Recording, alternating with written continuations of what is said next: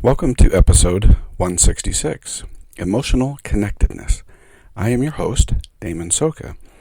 As we navigate the world of emotions, both those we control and those we don't, emotional connectedness becomes something of a feather in the wind. Not terribly difficult to see, but almost impossible to catch. I was listening to another podcaster this week talk about a phrase that I love, because it says so much about us as humans. It comes from the idea that birds of the same type and species come together. That is where the phrase actually comes from. Birds of a feather flock together. My wife and I have some chickens, and interestingly enough, even though they are all chickens, the different types of chickens tend to hang around each other. There is something deeply ingrained in our subconscious, both animal and human, that we gravitate to people who share our common emotional experiences and interests. We tend to marry people of the same socioeconomic class and of the same race, and often of the same religious background. It is because we share similar experiences, ideas, and more often that we share similar emotional experiences. But what happens when your emotional experiences are so outside the normal experience that you can only identify with someone who has your illness? And even then, you can only really socialize with individuals who suffer when the illness allows for it. That can be a terribly isolating and lonely feeling. Those of you who have listened for a time to this podcast, and those of you who know me personally, might not know something about me. I have always felt like a bird without a flock. I have never felt part of the inner circle of really any of my social circles, and that includes the various wards I have lived in. Other than my immediate family, I only have one real long-term friend who lives in Nevada, and truly my wife is really the only other person I feel who knows me.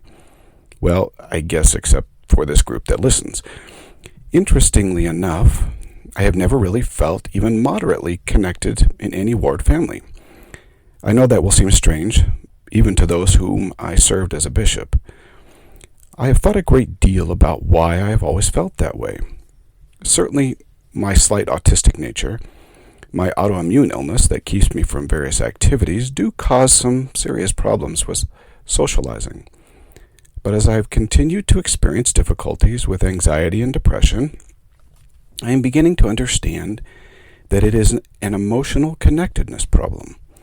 My emotional experiences, like many of yours, are significantly different, and that allows me to see and feel the world in a much different way than most people.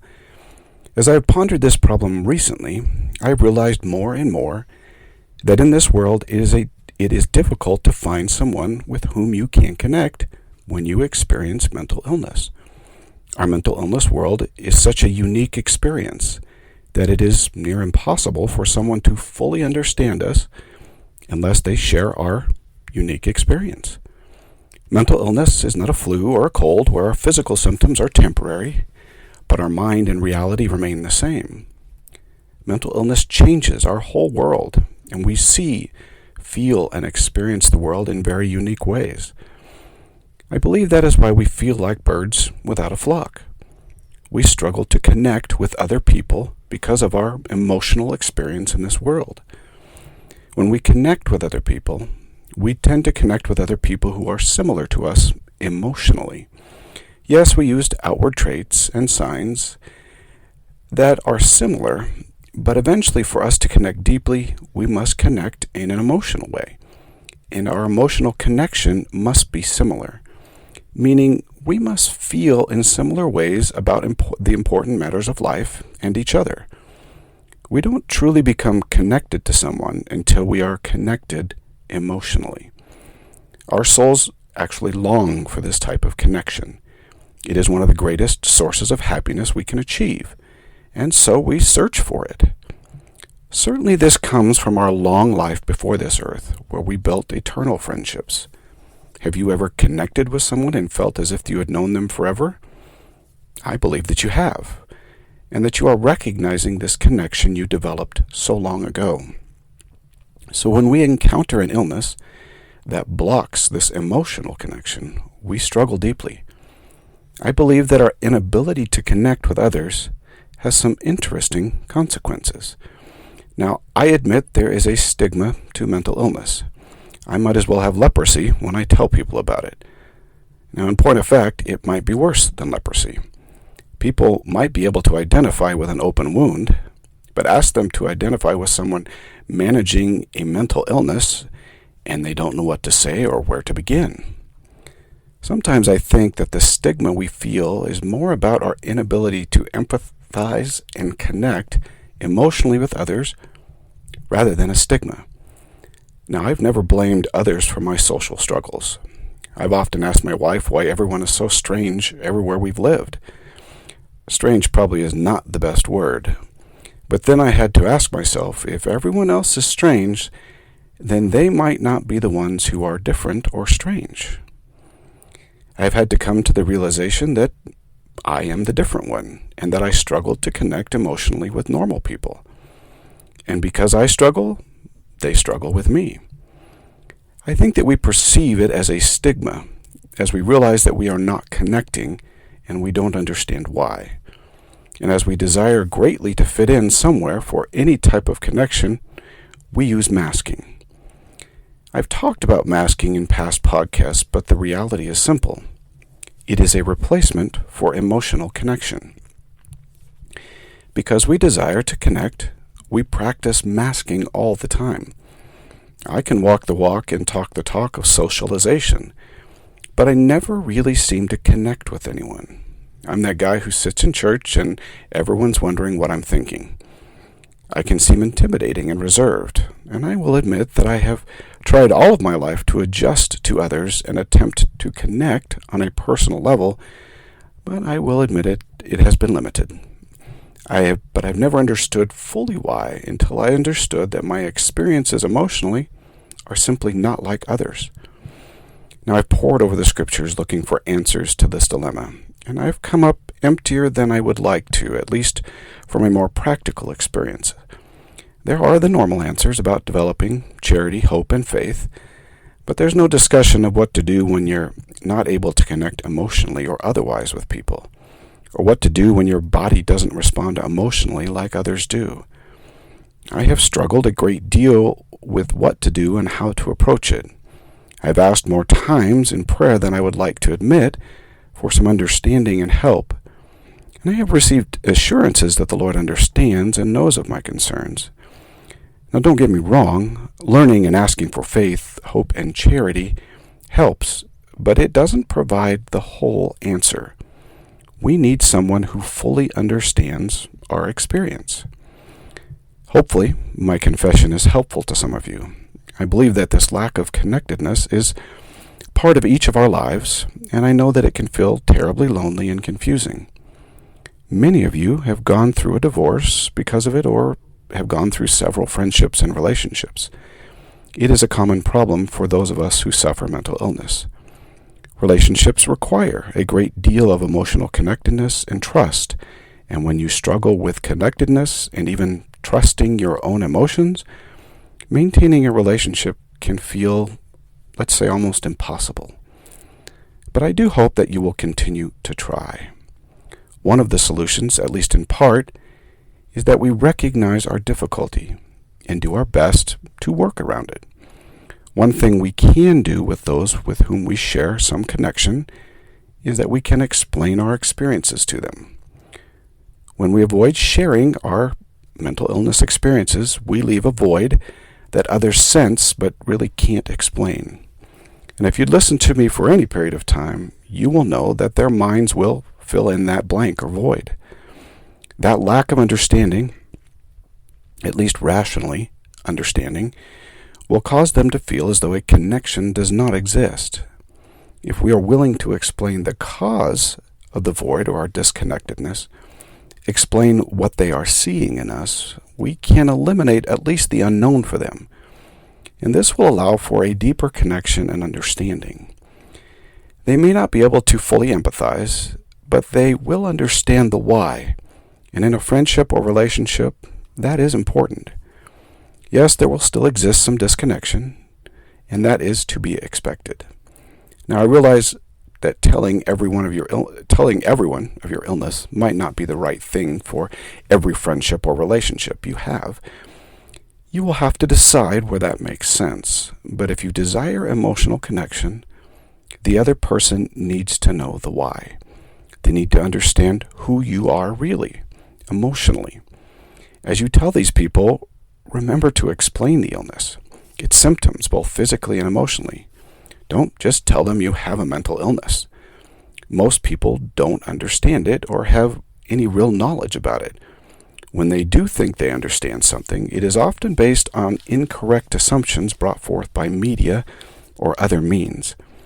They need to understand what it means to you to have mental illness, and most importantly, what it means to them. What will they see in you when it happens? How you feel when you are in your episodes. This may take some time for you to understand and formulate. You need to explain it from their perspective, not just yours. To say you feel depressed may not be sufficient. Explain what that means.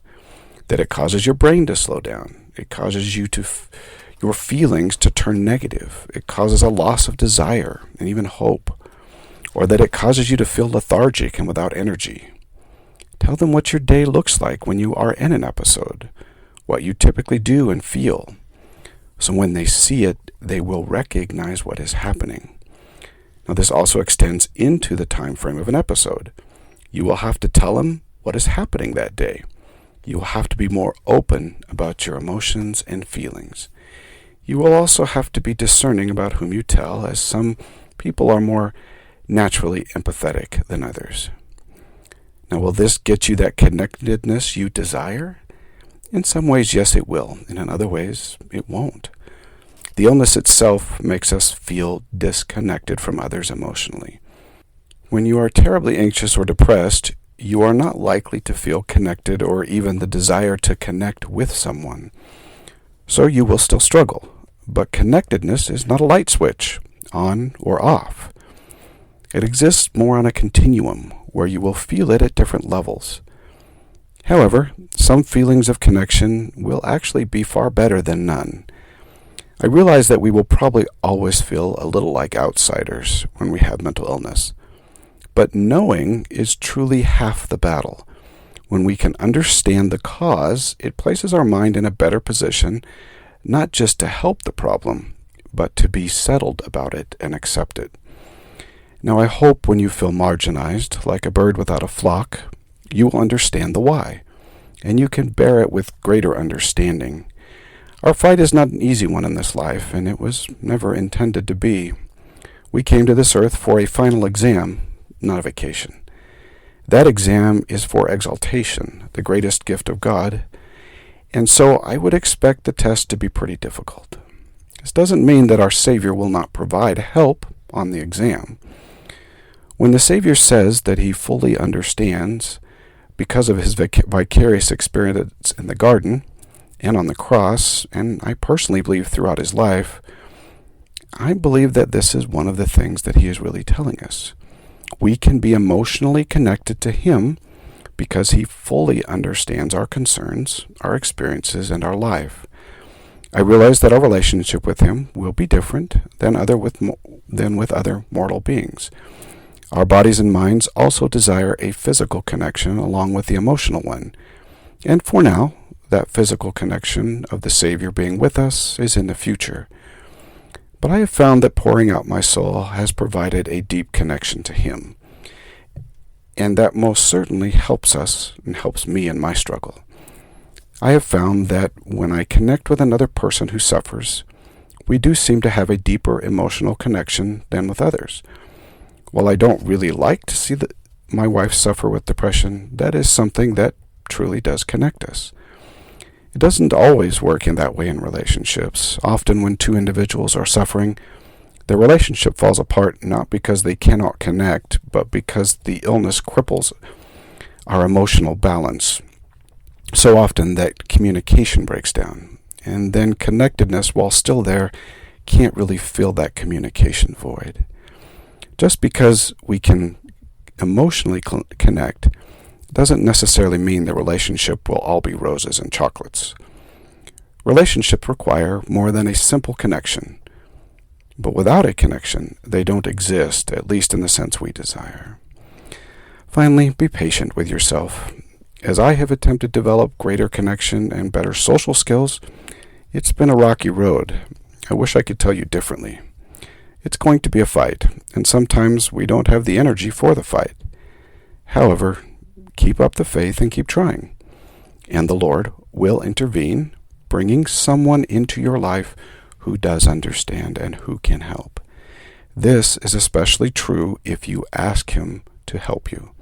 He does care for you, and He does understand your desire for happiness. May the Lord bless you and keep you in His care. Until next week, do your part, and the Lord will do His.